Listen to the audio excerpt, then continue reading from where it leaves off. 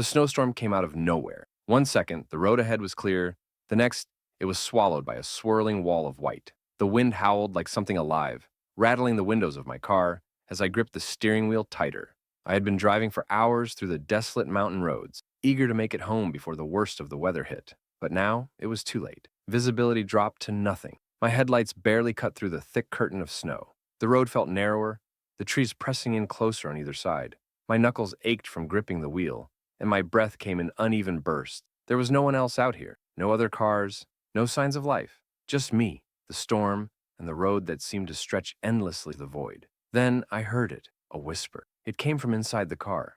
At first, I thought it was the wind sneaking through a crack in the... But no, the voice was soft, deliberate, just barely audible, or the wail of the storm. I turned my head sharply, my pulse spiking. The passenger seat was empty. The back seat, dark and shadowed, showed nothing but my coat tossed carelessly across it. I swallowed hard, telling myself it was just my imagination, exhaustion playing tricks on me. The whisper came again, closer. I turned up the radio, drowning it out with static-filled music, but it didn't help.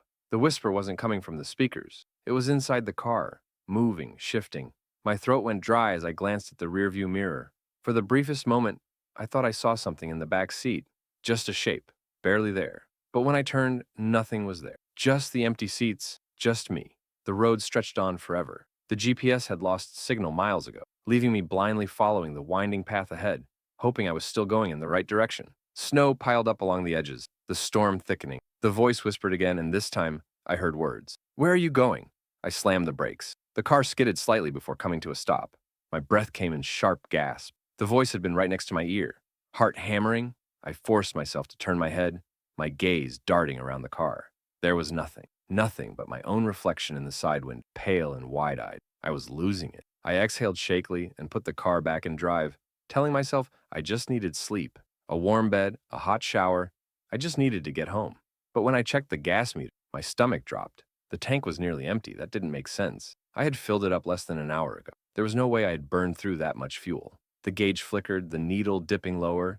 I needed to find a gas station. Now I pressed on the accelerator, my fingers trembling as I gripped the wheel. The storm was relentless. The whispering had stopped, but I could feel something lingering in the air, something just out of reach.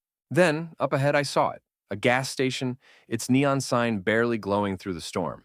Relief flooded me as I pulled in, parking beside the lone, snow-dusted pump. The place looked abandoned. The lights inside flickered, and the windows were covered in frost. I stepped out, pulling my jacket tighter around me, and grabbed the nozzle.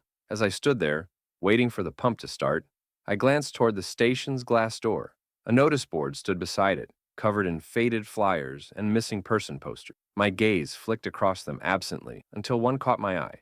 My heart stopped. It was my face. The poster was old and weathered, edges curling from exposure to the elements. My name was printed in bold letters beneath the photo, along with a date, 5 years ago. My stomach twisted violently. My vision swam. My fingers went numb, the freezing air biting into my skin.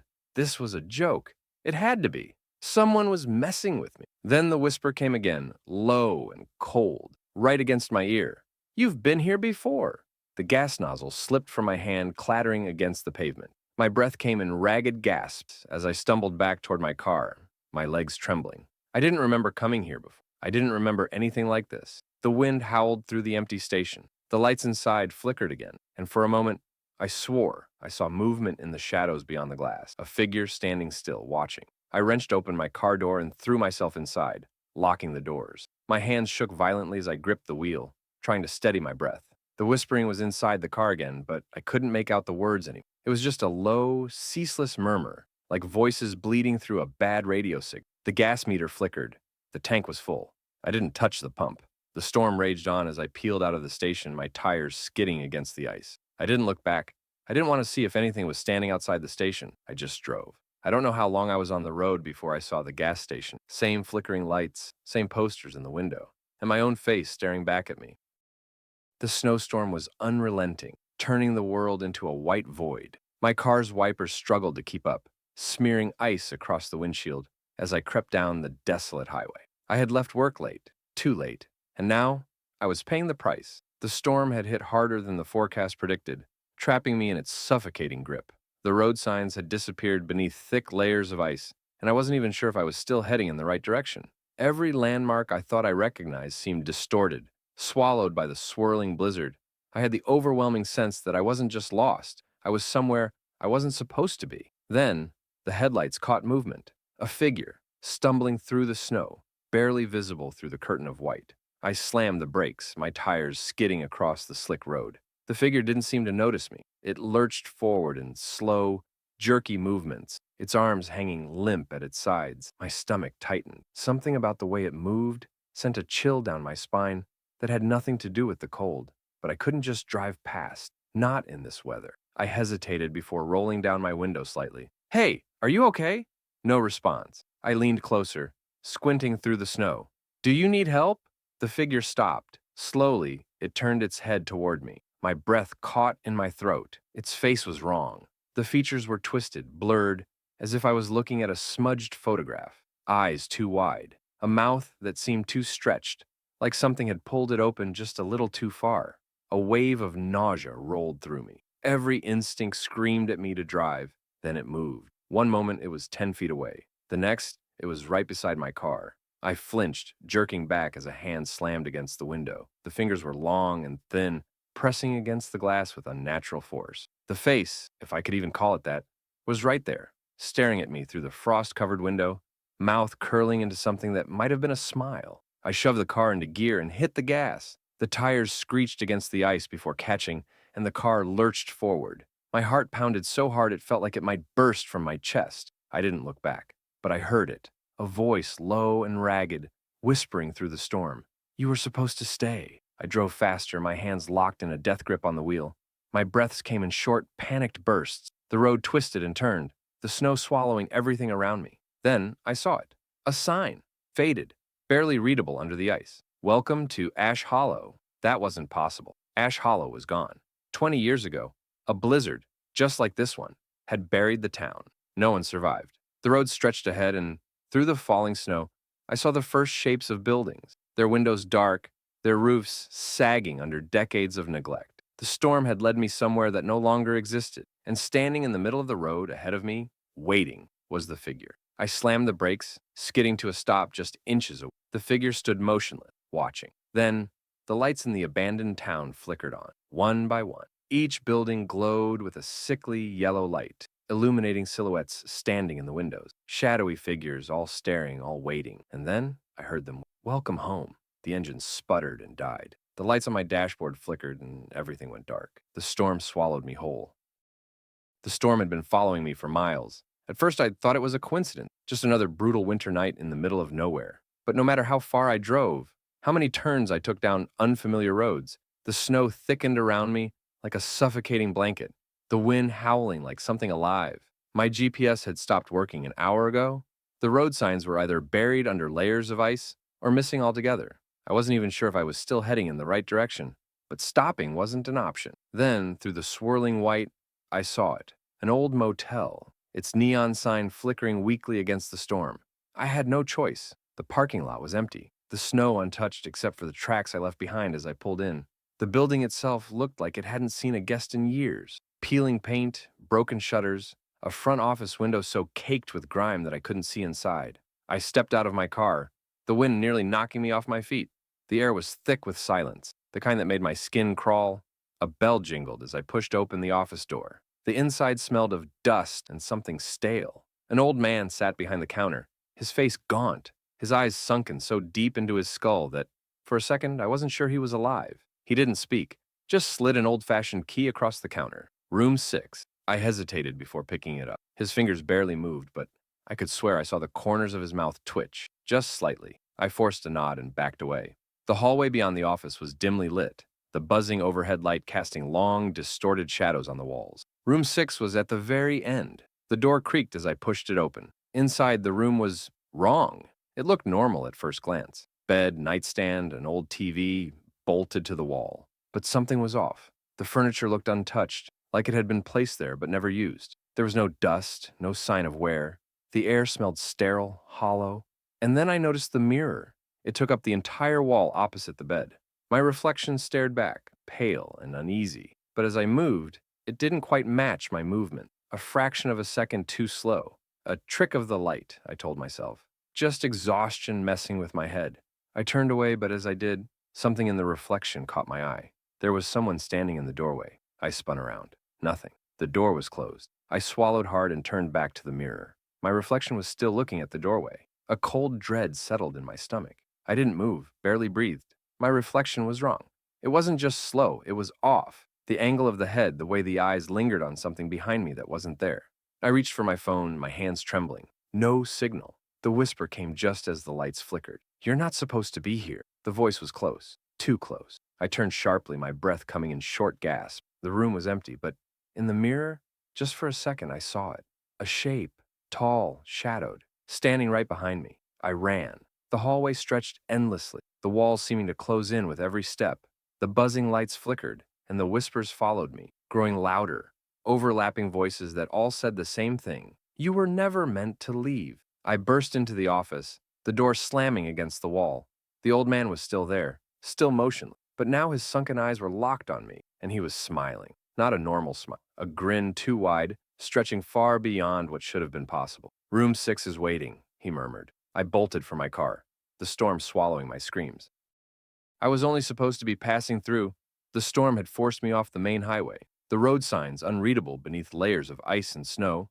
My gas tank was nearly empty, and my phone had lost service an hour ago. That's when I saw it, a small diner, glowing faintly in the white void of the blizzard. The neon sign flickered above the entrance. Miller's Diner, open 24 hours. It was the only building in sight. No other cars in the lot, no tire tracks in the snow. I hesitated before stepping inside, shaking the ice from my jacket. The warmth hit me immediately, thick and almost suffocating the brutal cold. The place looked frozen in checkered floors, red leather booths, a jukebox in the corner playing an old, crackling tune. But something felt off. The woman behind the counter was wiping the same spot over and over, her movements slow and methodical. The cook, a heavy-set man in a grease-stained apron, stood perfectly still in the kitchen window, staring straight ahead. And the only other patron, a man sitting in the farthest booth, wasn't eating. He was just staring at. I took a hesitant step forward. Do you guys have a phone I can use?" The waitress stopped wiping. The cook's head twitched slightly. The man in the booth grinned. "You shouldn't be here," he said, his voice raspy and low. A chill ran down my spine. I forced a nervous laugh. "Yeah, tell me about it." "The storm—" "It doesn't matter," he interrupted. "They already know you're here." My throat went dry. I glanced at the waitress, but she was still frozen, hand gripping the cloth so tightly her knuckles had gone white. I took a step back. The jukebox stuttered, the song skipping an eerie, jarring, and then the lights flickered. For a brief second, the diner's reflection in the front window changed. The red booths were torn, the floor smeared with something dark. The walls were peeling, stained, and behind the counter, where the waitress stood, I saw something tall, watching. The lights steadied. The diner was normal again, but now, the waitress was looking at me. Her face was expressionless, her eyes completely black. No irises, no whites, just pure, hollow darkness. I stumbled backwards, slamming into a table. The man in the booth chuckled. "Too late now," he murmured. The overhead bulbs flickered again, longer this time. The shadows stretched unnaturally, bending and twisting toward me. The jukebox crackled louder, voices whispering beneath the music. I turned and ran for the door. The handle wouldn't budge. "Please," I gasped, yanking harder. The whispers grew louder. In the reflection of the glass, I saw them. Not just the waitress, not just the cook. Dozens of figures, rising from the corners, from the booths, from the shadows beneath the tables. They had been there all along, waiting. They had no faces, only mouths, and they were smiling. The man in the booth leaned back, still grinning. "Welcome to Miller's." The lights went out. I should have never stopped for gas. The storm had come out of nowhere, swallowing the road in thick waves of white. My fuel gauge blinked angrily at me, and with no idea where the next town was, I had no choice but to pull into the first gas station I saw. It sat alone on the side of the highway, surrounded by an expanse of frozen emptiness. The sign above flickered weakly, barely readable through the storm. "Last stop gas. Open 24 hours. There were no other cars. I stepped out, the wind cutting through my jacket like a knife. The pumps were old, rusted. The price per gallon was so low it had to be a mistake. The door creaked as I pushed it open. Inside, the air was thick with the scent of dust and something else, something rotten. The lights buzzed faintly, casting strange shadows across the aisles. A man stood behind the counter, motionless. His skin was pale, almost gray. His sunken eyes locked onto mine the moment I entered. He didn't speak. I cleared my throat. "Hey, do you guys have a bathroom?" A long silence. Then, In a voice too slow, too deliberate, he said, "Back, left." Something in my gut twisted, but I nodded and made my way down the narrow aisle. The shelves were nearly empty, stocked only with outdated snack foods and dust-covered cans. The bathroom door was heavy, old wood swollen from years of moisture. It groaned as I pushed it open. Inside, the air was wrong, thick. It smelled like damp earth. The mirror above the sink was cracked, the edges smeared with something dark. The single flickering light barely illuminated the stall at the end. Then, as I reached for the faucet, I noticed something. The stall door wasn't fully closed. A pair of feet, pale and bare, stood just visible beneath it, not moving. I froze. Sorry, I said, forcing a nervous laugh. Didn't know someone was in here. No response. My skin prickled. The feet didn't shift, didn't even twitch. Then, slowly, so slowly, the door creaked open.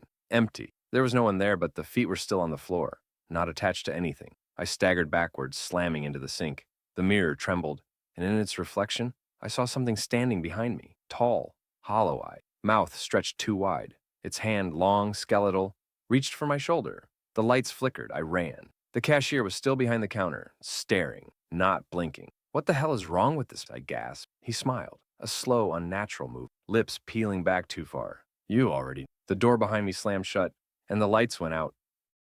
I'd been driving for hours, lost in the endless white of the snowstorm, when I finally saw it. A motel, barely visible through the swirling frost. The neon sign flickered weakly. Pine Hollow Inn, vacancy. I pulled into the lot, my tires crunching over fresh snow. There were no other cars, no footprints leading to the entrance. I hesitated, gripping the wheel. Something about this place felt off, but exhaustion weighed me down.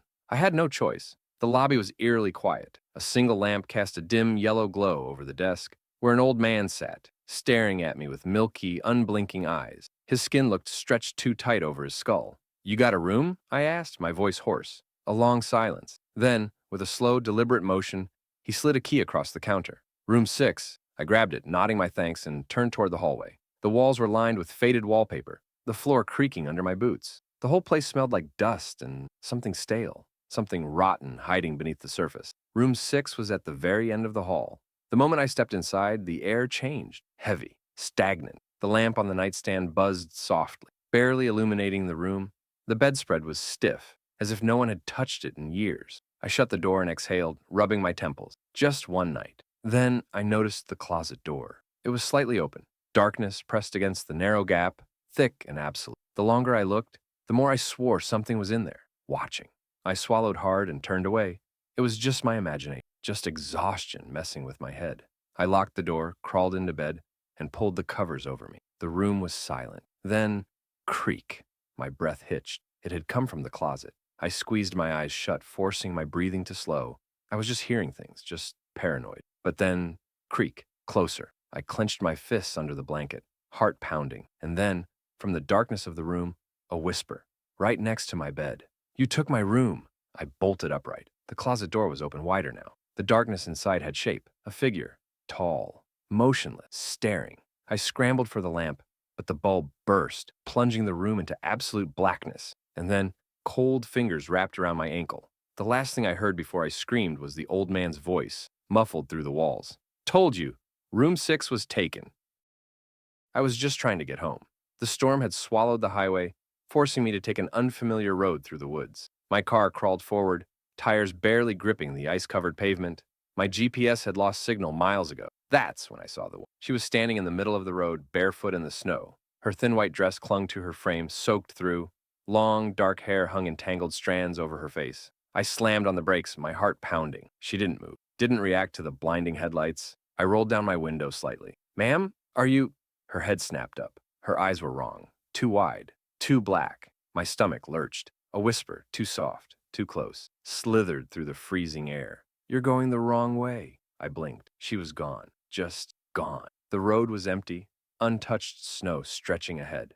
My breath clouded the air, my fingers trembling against the wheel. I should have turned around, but I didn't. I drove on, deeper into the woods, my nerves raw. Every shadow in the trees looked like something watching, waiting, and then I saw it. The cabin, a small wooden structure half buried in snow, sitting just off the road. A single candle flickered in the window. I didn't remember seeing it. A strange compulsion pulled at me. I needed to stop, needed to check. My body moved before my mind could protest. The door was unlocked. Inside, the air was thick with the scent of melted wax and something sour. The wooden floor groaned under my weight. The walls were covered in photographs, hundreds of them, all of me. Me at work, me in my car, me in my house. Moments I didn't remember being captured. My stomach turned. Then I saw the last photo. It was taken tonight, through my car window. I spun toward the door, and she was there, standing in the doorway, watching, smiling. The candle flickered, and the lights went out. I never should have left my house that night. The storm had been raging for hours, thick snow swallowing the streets, but my best friend Jake had called me in a panic, said he needed me, said something was wrong. His voice had sounded off, like he was trying to keep from screaming. I drove through the storm, my wipers barely keeping up with the snowfall. The roads were deserted, blanketed in white. When I finally reached his cabin deep in the woods, every window was dark, except one, a faint flickering glow from his living room. I knocked. No answer. I tried the door, unlocked. Inside, the air was thick with the scent of burning wood, but the fireplace was dead. The glow I'd seen was from a single candle on the coffee table. Its wax had melted into strange, swirling patterns. Jake! My voice felt too small for the silence. No response. Then I saw the footprint. Snowy imprints leading from the front door to the middle of the room, but nowhere else. No return prints, like someone had just appeared there. My skin prickled. I followed the tracks cautiously, my breath visible in the freezing air. That's when I saw the note resting beside the candle. Don't turn around. Every nerve in my body locked up. My breath hitched. My heartbeat thundered in my... I hadn't heard anything. No footsteps, no movement. But I felt it. A presence. Something standing just beyond my field of vision, waiting for me to disobey the note. The room felt smaller, the air heavier. I squeezed my eyes shut, my hands trembling at my sides. I could still leave. I could walk out without ever knowing what was...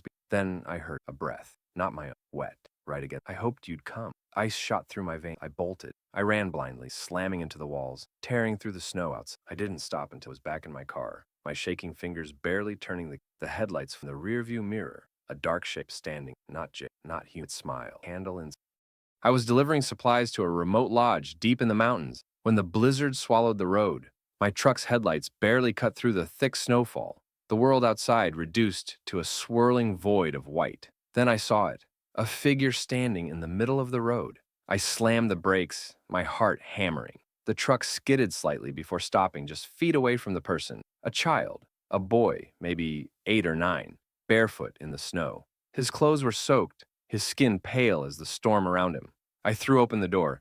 "Hey, kid, what the hell are you doing out here?" He didn't move, didn't blink. His dark eyes locked onto mine and a sick feeling crawled through my stomach. "I need to go home," he said, voice barely a whisper over the howling wind. "Where do you live?" I asked, glancing around. There were no houses, no signs of civilization, just endless snow and trees. The boy slowly raised his arm, pointing into the forest. A deep, frozen silence settled over me. There was nothing out there. "No way, buddy." I shook my head. "You'll freeze to death. Come on, I'll take you somewhere warm." He didn't move, didn't even react, just kept staring. And then he smiled. It was wrong. Too wide, too many teeth. I took a step back, my breath catching. The air around me felt thicker, like the cold was pressing in from all sides, suffocating. Then I heard it, a second voice, right behind me. "He's already home." Ice shot through my spine. I turned, nothing, just my truck, idling in the snow. I spun back. The boy was gone, vanished. The road ahead was empty, the forest still. But the moment I stepped back into my truck, I felt it, something watching from the trees. The storm grew worse, and as I drove away, my headlights briefly illuminated something standing at the tree line, tall, motionless, its grin still visible through the dark. I was house-sitting for my uncle when the blizzard rolled in. His cabin sat alone at the edge of a frozen lake, miles from the nearest town. The perfect place to get snowed in. He'd left a few days before on a trip, warning me that once the storm hit, I'd be stuck for at least a few days. That didn't bother me. I liked the solitude. I brought enough food, had a stack of firewood, and even found an old radio to keep me company. By nightfall, the wind was howling, rattling the windows so hard I thought they might shatter. The power flickered, then died completely. The only light came from the fireplace, casting long, flickering shadows across the room. Then I heard it, a knock, soft, deliberate, coming from the front door. I hesitated. No one should be out in this storm. My uncle had no neighbors. The roads were impassable. Another knock. I swallowed, heart pounding, and stepped toward the door. "Hello?" No answer. The wind screamed outside, drowning out everything. I peered through the peephole. Nothing, just darkness and snow. A sharp chill ran through me. Maybe a branch had hit the door. Maybe I imagined it. I backed away. Knock. This time from the back door. My stomach twisted. There was no way someone could have moved that fast in this storm. I turned slowly, every muscle in my body screaming, "Don't go!" But I had to look. The back door had a window, frosted over, but just clear enough to see something. A shape, tall, wrong. Its head tilted slightly as if it knew I was watching. A deep, guttural whisper seeped through the cracks of the door. "Let me in." The words didn't sound right, like they weren't made for human ears. I stumbled back, heart slamming against my ribs. The fire sputtered, dimming, as if the very presence of this thing was draining the warmth from the room. Then, the handle turned. I bolted, grabbed the fireplace poker, pressed my back against the wall. Silence. Then a slow, deliberate scrape against the wood. Fingernails? Claws? I didn't want to know. A breath of wind slipped through the doorframe, and with it, laughter. Low, amused. The fire snapped back to life, filling the room with warmth. The handle stopped moving. The scratching ceased. I didn't sleep that night. When morning came, I finally dared to look outside. No footprints in the snow, but carved into the frost-covered window, in long, jagged letters, "See you soon." I felt a horrible pressure in my chest, my breath coming in short gasps. I grabbed my phone, desperate to call my uncle, or anyone who could tell me what the hell was happening. No signal. I paced the cabin, every creak of the wooden floor, making my nerves twitch. I tried to convince myself that maybe, just maybe, I had imagined the voice, the knocks, the movement. Then I saw the door. Deep scratches marred the wood, 5 long, parallel lines running down its length, too deep for human nails. My throat went dry. I had to get out of there. But how? The storm was still raging outside, burying everything under feet of snow. I'd never make it to town on foot. I thought about barricading the door, but something told me it wouldn't matter. Then the smell hit me, rot, like something had died inside the cabin. I gagged, covering my nose as I searched for the source. The scent grew stronger near the fireplace. My hands shook as I reached for the firewood stack, pushing the logs aside. A trap door. I had never noticed it before. A single rusted handle. My instincts screamed at me to leave it alone, but I needed to know. I pried it open. The stench billowed up, making my eyes water. The space beneath was pitch black, the air thick with decay. My flashlight beam trembled as I aimed it down. At first I saw nothing but old stone walls and a dirt floor. Then, movement. A hand. Small. White. Fingers curled unnaturally. I stumbled back, slamming the trapdoor shut, my breath coming in ragged gasps. The laughter returned. Not from outside, from beneath me. I threw the heaviest logs I could find over the door, my hands numb with fear. The sound stopped, but I knew it wasn't over. I spent the next few hours sitting in front of the fire, gripping the fireplace poker, waiting for daylight. The storm had lessened, but the wind still howled through the trees. As dawn broke, I knew I had one chance. I grabbed my coat, forced the door open against the piled snow, and ran. I didn't stop. Not when I heard my name whispered in the wind. Not when I felt eyes watching from the trees. I ran until I reached the main road, where a snowplow driver nearly hit me. He drove me to town, shaking his head when I told him where I'd come from. "That place?" he muttered. "Your uncle never told you, huh?" "Told me what?" He didn't answer right away. Just stared at the road ahead. "Used to be an orphanage," he finally said. "Burned down decades ago. They found bodies in the basement. Said some of them were eaten." My skin went cold. I never went back to that cabin. My uncle sold it soon after, never saying why. But sometimes, in the dead of winter, when the wind howls just right, I swear I can still hear that voice. "Let me in." I took a winter job at a remote mountain resort, thinking it would be easy money. The place shut down every December due to the unpredictable snowstorms, but a skeleton crew was needed to maintain the lodge through the worst of the weather. It was just me, a night guard named Tom, and an older maintenance, George. 3 guys looking after an empty hotel in the dead of winter. The first few days were quiet, just long shifts and the endless hum of the wind outside. But once the first blizzard hit, things changed. The power flickered constantly and strange noises echoed through the halls. Sometimes I'd hear faint laughter from the ballroom, even though the place was empty. Tom said it was just the wind. George barely talked at all, just kept his head down and did his work. Then, the footprints started appearing. It was my job to check the halls at night, make sure the doors were locked, and report anything unusual. One night I found wet footprints leading from the main entrance into the lobby. Heavy boots, like someone had walked in from the snow. Problem was, the doors were still locked, and no one had come in. I called Tom on the radio. "Did you track snow inside?" "Nope," he replied. "Haven't left my post." My stomach twisted. I followed the footprints down the hall, past the empty bar, past the grand staircase. They led straight to the elevator. The doors stood slightly open. The footprints vanished inside. A cold sweat ran down my back. The power had been spotty, but the elevator was shut down for the season. No way it was working. Then, the doors dinged. They slid open the rest of the way. Darkness. I backed away slowly, forcing myself to breathe. The footprints, whoever made them, weren't coming back out. I slammed the elevator doors shut and bolted. The next day, I told George what I saw. He just sighed, rubbing his hands together like he had been waiting for them. "You've seen them now," he muttered. "Seen what?" I asked. "The guests that never left." I thought he was joking, but his eyes were dead serious. "This place, something happened here. Before it was a resort. You ever hear about the asylum?" I shook my head. "Back in the 30s, they built a mental hospital right where this lodge stands. Place was shut down after the staff disappeared. Just gone. Like they walked out into the snow and never came back. But the patients? Some were still locked inside. I felt sick. What happened to them?" George shrugged. "No one knows. But every year when the snow gets bad, the old ones come back." I didn't believe him. Not really. But that night I heard the elevator. Ding! I grabbed my flashlight and forced myself to check. The door stood open. The footprints were back. And this time, they led out. Up the stairs. To the hallway where my room was. I turned and ran straight to the security office. Tom was staring at the monitors, pale as a ghost. "Look," he whispered. On the screen, a figure stood in the hallway outside my room. A man in an old hospital gown. His head tilted, his feet bare and soaked. His mouth was moving, but there was no sound. Then, slowly, he turned toward the camera and smiled. I left the resort the next morning, storm or no storm. I don't know if those footprints ever stopped appearing. I never looked back to find out. I had always loved winter, but after what happened during that snowstorm, I can't stand the cold anymore. Even now, years later, the sound of howling wind makes my skin crawl. It started when my girlfriend Lisa and I rented a secluded cabin for a weekend getaway. We wanted something peaceful, far from the noise of the city. The listing promised a cozy retreat in the mountains, complete with a fireplace and a breathtaking view of the forest. The first day was perfect. We drank hot cocoa by the fire, played board games, and watched the snow fall through the huge windows. By nightfall, the storm had picked up, but we weren't worried. We had enough supplies to last for days. Then, around midnight, Lisa woke me up. "Did you hear that?" she whispered. At first, I didn't. The wind was loud, rattling the windows. But then I did. A knock. Faint. Deliberate. Lisa clutched my arm. Who would be out there in this storm? I grabbed my phone, but there was no service. The landline in the cabin was dead, too.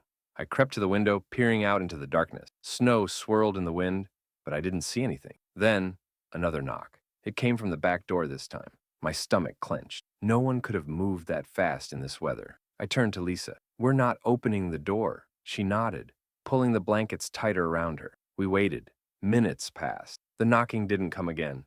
Eventually, we convinced ourselves it was just a tree branch or the wind playing tricks on us. We were wrong. The next morning, I stepped outside to grab some firewood. That's when I saw the footprints, leading from the forest. Bare footprint in the snow.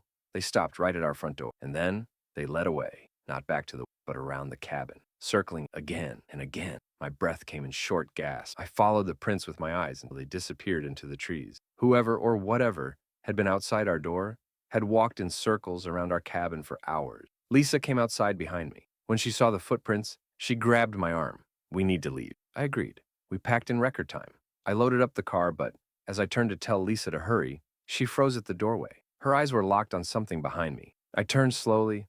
There, at the tree line, stood a man. Or at least, something shaped like a man. He was tall. Too tall. His limbs were wrong, stretched in unnatural proportions. His skin was pale, almost bluish, and his eyes, black, empty. He didn't move, didn't shiver, didn't blink, just stood there, watching. I didn't wait. I grabbed Lisa's hand and ran to the car. The tires skidded in the snow as I floored it down the winding road. I glanced in the rearview mirror. The man was closer, but I hadn't seen him move. Lisa sobbed quietly beside me. I gripped the wheel, praying we'd make it back to town before the storm got worse. Just when I thought we were safe, the car lurched. The engine cut out. The lights flickered and died. I turned the key frantically. Nothing. That's when Lisa started shaking. "He's here," she whispered. I followed her gaze to the windshield. The man stood inches from the glass, smiling. His breath fogged the glass. His lips moved, but no sound came. Then, slowly, he raised his hand and traced something into the frost-covered windshield. 3 words. "Let me in." I don't remember much after that. Just the terror. The way my body refused to move. The way Lisa's fingers dug into my arm. Nails breaking skin. Then, suddenly, headlights. A plow truck was coming down the road. The moment the lights hit our car, the figure vanished. Just gone. The truck driver found us pale and shaking. He towed us back to town, not asking questions, and we never went back to that cabin. A few weeks later, curiosity got the best of me. I searched for stories about that area. What I found still haunts me. Years ago, a man had lived in that forest. A hermit, they said. He would lure travelers out of their cabins during storms, whispering to them through the walls, begging them to let him in. Those who did were never seen again. No one knows what happened to him, but the legends during the worst snowstorm. If you listen closely, you'll hear a knock, software, patient, waiting. I grew up in a small town where winter storms weren't just an inconvenience, they were dangerous. People went missing, accidents happened, and sometimes things came out of the woods that weren't supposed to be there. But I never believed the old story. Not until the night my cousin Jake and I got trapped in the blizzard. It was supposed to be a quick trip, just a 2-hour drive to visit my aunt's cabin up in the mountains. The forecast called for light snow, nothing we couldn't handle. But halfway there, the storm turned violent. The wind howled like a living thing, and the road disappeared under thick drifts of snow. Visibility was near zero. I could barely see the headlights of my own car. Then, out of nowhere, a figure stepped into the road. I slammed the brakes. The car skidded and spun before coming to a dead stop. Jake and I sat there, panting. "Did you see that?" I whispered. Jake nodded slowly. "Yeah." We both stared out into the snow. There was no one there. The road was empty, but I knew what I saw. A person had been standing in the middle of the road, looking right at us. A shiver crawled down my spine. "We need to keep moving."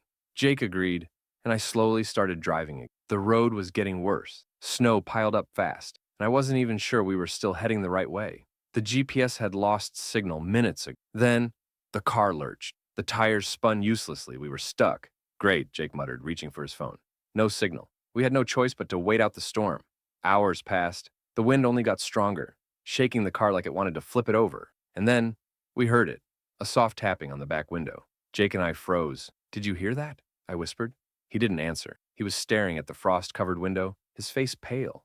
The tapping came again. Slow, deliberate. Then, a voice. So faint, so cold. "Let me in." Jake fumbled with the door lock, but I grabbed his wrist. "No." He turned to me, eyes wide. "What if someone's out there?" I shook my head. No one should be walking in this storm. Another tap.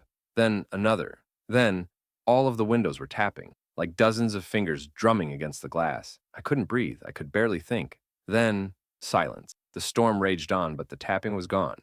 Jake reached for the flashlight and slowly aimed it at the back window. And that's when we saw them. Handprints, dozens, covering every inch of the glass. But the strangest part? They weren't melting. They stayed frozen, pressed into the frost. Jake lost it. "We need to get out of here." I tried starting the car again. The engine sputtered and died. Then, from outside, the snow shifted. Something was moving. A shadow passed in front of the headlights. Not walking, crawling. It dragged itself closer. Arms too long, body too thin. Its head twisted at an unnatural angle, like it was sniffing the air. Jake and I sat completely still. Then, the thing smiled. Teeth, long and sharp, flashed in the darkness. I didn't wait. I slammed the horn. The noise cut through the storm like a scream. The thing flinched. For a second, it stared right at me. Then, without a sound, it vanished into the snow. We sat there shaking until the storm finally calmed. A snowplow found us in the morning. The driver thought we were in shock. We didn't tell him what we saw. We didn't talk about it at all. But before we left, I checked the car one last time. The handprints were gone, except for one, pressed against the back window, bigger than any human hand should be. I used to love winter. The way snow blanketed everything, the crisp air, the peaceful silence of a world buried beneath ice. But that was before the night I got stranded in the storm. Before I learned that something else waits in the snow. Something that doesn't belong. I was driving back from visiting my parents, taking the long stretch of road that cut through the mountains. The forecast had called for light flurries, but by the time I was halfway home, the snow had thickened into a blinding blizzard. My headlights barely cut through the swirling white, and my tires skidded on the icy road. Then, my engine sputtered. The car lurched once and then, silent. The dashboard flickered. The heater died. I tried the ignition again. Nothing. Cursing, I grabbed my phone. No service. The storm howled outside, shaking the car. Snow piled up fast, already swallowing my tires. If I didn't get help soon, I'd be trapped. Then I saw it, a figure standing just beyond my headlights. My breath hitched. It was barely visible through the thick snowfall, but it was there. A person. Relief flooded me. Maybe they had a radio. Maybe they could help. I rolled down the window just a crack. "Hey, do you have a phone?" The figure didn't respond. I squinted. It was tall, unnaturally, its limbs oddly long. It wasn't wearing a coat, just a thin, tattered shirt. "Hey!" I called again, shivering. Still nothing. It just stood there. The hairs on my arms prickled. Something about it felt wrong. Then it took a step forward. I sucked in a breath. Its movements were jerky, unnatural, like a puppet yanked by invisible strings. I slammed the window shut.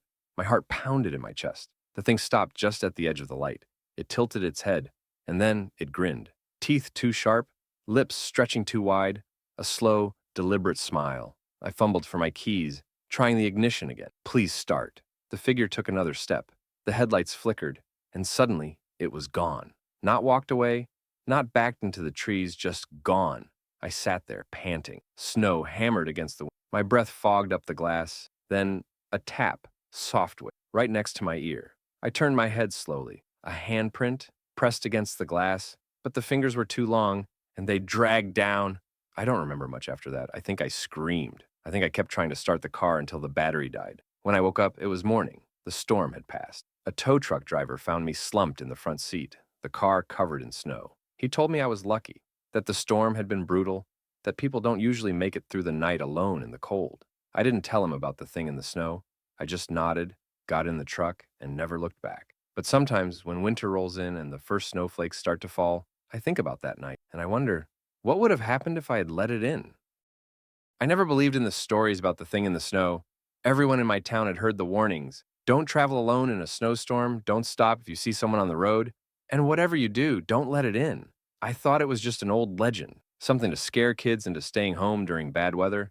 I don't think that anymore. It was late January and I was driving home from a friend's cabin in the mountains. The forecast had predicted light snow, but it turned into a full-blown blizzard by the time I hit the winding back roads. My tires skidded on the ice, and my headlights barely cut through the thick snowfall. That's when I saw her. A woman standing in the middle of the road. She wasn't wearing a coat, just a thin nightgown that whipped around her in the wind. Her hair was long, wet, and matted against her face. I hit the brakes. The car skidded before coming to a jerking stop just feet away from her. She didn't move. She didn't flinch. She just stood there, staring at me. I hesitated. Every instinct told me to roll down the window, to ask if she needed help, but something was wrong. Her skin was gray. Her feet were bare in the snow. And even though the wind howled around us, her hair didn't move. My stomach clenched. I reached for my phone, no signal. I looked back up, and she was closer. Not walking, not running, just closer. My hands trembled as I fumbled with the gear shift. I didn't care if I ran over a pothole or slid off the road. I needed to get away. The car jolted as I hit the gas. The tires spun before catching on the icy road. For a split second as I passed her, her head snapped toward me. Her eyes, they weren't human. I didn't look back. I drove faster than I ever had in my life, heart hammering in my chest. The storm raged on, and soon, she was nothing but a fading shape in the rearview mirror. Then the whispers started. At first, I thought it was just the wind, but the longer I drove, the clearer they became. "Let me in." I gritted my teeth, refusing to look at the back seat. "Let me in." My hands tightened on the wheel. I was almost home, almost safe. Then, a tap on the window. Slow, deliberate, like fingernails dragging across the glass. I nearly ran off the road. My vision blurred as I yanked the wheel, trying to stay steady. The whispers grew louder. I turned onto my street, my house barely visible through the storm. Just a little further. But as I pulled into the driveway, my headlights caught something in the snow. Footprints leading straight to my front door. The car was still locked. The windows never opened. So how did the footprints get there? I sat frozen, heart thundering in my chest. Then I felt it. A cold breath on the back of my neck. I never ran so fast in my life. I sprinted from the car, keys slipping in my frozen fingers. As I fumbled to unlock my door, I slammed it shut behind me, locked everything, turned on every light in the house. Only then did I dare to look outside. The footprints were gone, but in their place, a single handprint on the window, too large, too long, pressed against the glass. I didn't sleep that night, and I never ever drive alone in the snow anymore. I was never afraid of snowstorms. I grew up in a small mountain town where heavy snow was just a part of life. I used to love the silence that came with it, the way the world seemed to hold its breath beneath a thick white blanket. But that was before the night I got stranded in the storm. Before I realized something else moved in the snow. It happened last winter. I was driving home late from my brother's house, taking the old back road that cut through the dense forest. It had started snowing earlier that evening, just a light dusting. But by midnight, the storm had grown vicious. The wind howled. The road disappeared beneath thick snowdrifts. My tires skidded more than once. I should have turned back, but I was only 20 minutes from home. Then, my headlights caught something, a figure standing on the side of the road, a child. I barely had time to react before I was passing him. He didn't even flinch at my headlights, just stood there, staring. I slammed the brakes. The car skidded, nearly sliding into a ditch, before coming to a halt. My heart pounded. What the hell was a kid doing out here in this weather? I shifted into reverse, backing up until my headlights illuminated. The boy stood motionless in the snow, his arms limp at his sides. He couldn't have been older than 7 or 8, dressed in an old-fashioned coat and pants. His skin was pale, too pale. I rolled down the window a crack. "Hey, are you lost? Where are your parents?" Nothing. He didn't blink, didn't move, just stared at me. A sharp chill ran down my spine, and it wasn't from the cold. I hesitated before glancing at my phone. No service, of course. I turned back toward the boy, and he was closer. I didn't see him move. He was just closer, a foot away from my car now, his dark eyes locked onto mine. Every instinct in my body screamed no. I put the car in drive. "I'll call for help when I get into town," I muttered, mostly to convince myself. The boy smiled. Not a child's smile, not something too wide, something full of teeth. My breath hitched, and I slammed on the gas. The car lurched forward, snow kicking up behind me. My tires struggled for traction, but I didn't dare stop. I looked in the rear-view mirror. He was gone. The road was empty, the snow undisturbed, like he had never been there at all. I told myself it was just my imagination, that I had been tired, seeing things the storm. But when I got home, when I finally stepped out of my car, I felt it, a breath on my neck. I turned so fast I nearly slipped on the ice. Nothing, but my car window, where I had rolled it down just a crack, was covered in tiny handprints. I didn't sleep that night, and now, whenever the snow starts to fall, I swear I hear something outside my window, waiting.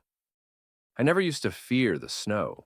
It was comforting, in a way, the way it silenced everything, the way it coated the world in a soft, white stillness. But that was before last winter. That was before the thing in the storm came. I was working late at a gas station off a highway that barely saw any traffic during the winter month. It was one of those remote places, surrounded by nothing but endless pine trees and open road. Most nights were quiet, just a few travelers stopping for fuel or coffee before disappearing into the dark. That night, a blizzard had rolled in hard. The wind howled and the snow piled up fast. I knew I'd have to close early. No one in their right mind would be out in it, or so I thought. I was restocking shelves when I heard it. A soft knock on the glass. I turned, expecting to see a stranded driver, maybe someone looking for shelter. Instead, I saw her. A woman stood just outside the gas station, barely visible through the swirling snow. She wasn't dressed for the weather, just a thin white dress that clung to her like it was soaked through. Her hair hung in long, wet strands, covering most of her face. She wasn't moving, just standing there, watching. A sick feeling settled in my stomach. I don't know why, but something about her presence felt wrong. I hesitated before walking to the door, forcing a nervous smile. "Hey, do you need help?" No response. She didn't even flinch. I reached for my phone. No service. The wind howled louder, rattling the windows. Snow slammed against the glass in thick sheets, nearly obscuring her from view. For a brief second, I thought she was gone. Then the lights flickered, and she was inside. I didn't see her move. She was just there, standing in the middle of the store, dripping onto the tile floor. My breath caught in my throat. "Ma'am, are you okay?" Slowly, she lifted her head, and I saw her face, or rather, the lack of one. Where her features should have been, there was only smooth, pale skin.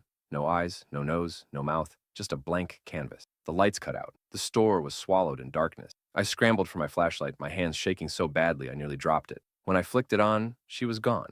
The store was empty. The door still locked. Only a wet trail of footprints remained, leading toward the back storage room. I don't know how long I stood there, heart pounding, trying to convince myself I hadn't just seen what I saw. Then, a whisper, faint, close. "Let me in." I ran, didn't even bother locking up. I jumped into my car and sped off, tires slipping on the ice. I didn't stop driving until I saw the lights of town in the distance. When I finally made it home, I locked every door and window. I told myself it was just my mind playing tricks on me, that the isolation and storm had made me see things. But the next morning, when I returned to the gas station with my boss, the front door was wide open, and inside, on the counter, where I'd been standing the night before, a single wet handprint. I quit that job the same day, and I never, ever look outside when it snows.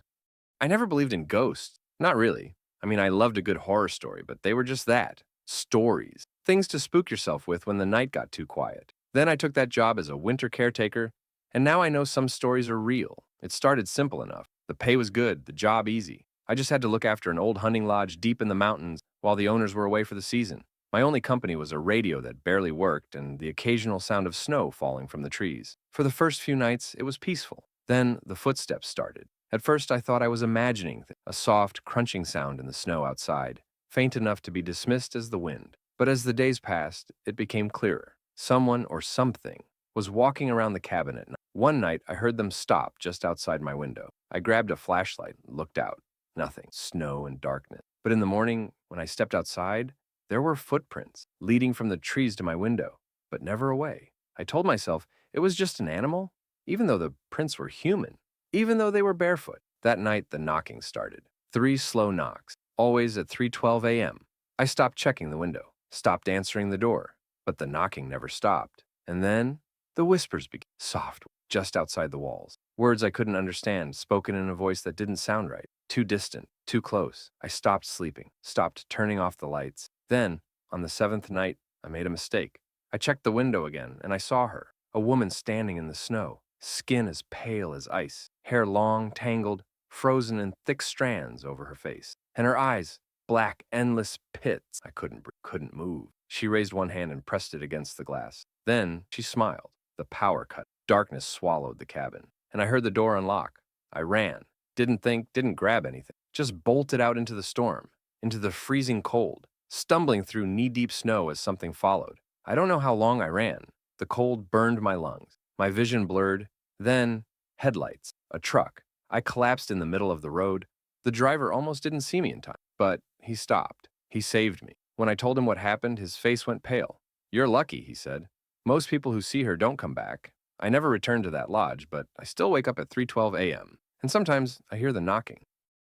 I never liked winter. Something about the cold, the way the world goes silent under the weight of snow. It always felt unnatural, like the earth itself had stopped breathing. But last year, winter became more than just an inconvenience. It became a nightmare. I was driving home from my parents' cabin, a remote place deep in the mountains. They'd begged me to stay another night because of the blizzard warning, but I didn't listen. I had work the next morning, and I didn't want to be stranded in the woods. Big mistake. The snow came down fast. The road disappeared beneath thick layers of white, my headlights barely cutting through the storm.